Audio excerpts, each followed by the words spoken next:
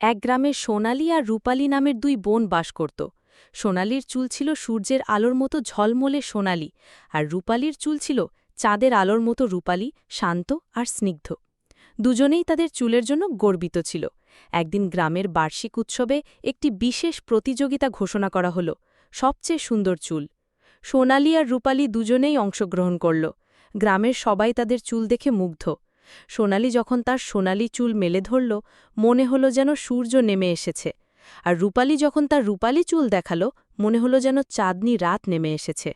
তবে বিচারকরা শেষ পর্যন্ত একটি ভিন্ন রায় দিলেন।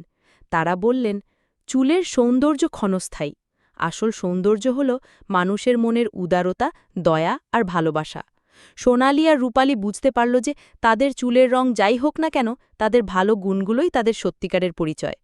তারা দুজনেই হাসিমুখে পুরস্কার গ্রহণ করল, কারণ তারা একে অপরের সঙ্গেই নিজেদের সত্যিকারের সৌন্দর্য খুঁজে পেয়েছিল।